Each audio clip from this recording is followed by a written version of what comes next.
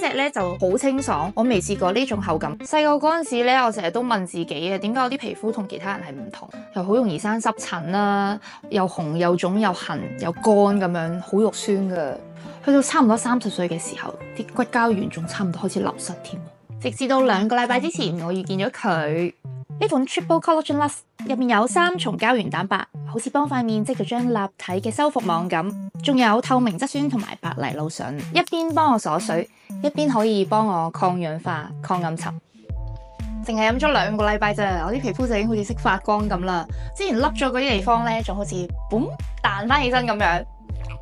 個飲落完全冇膠原蛋白嗰啲腥味，仲要有陣酸酸甜甜嘅益力多味道。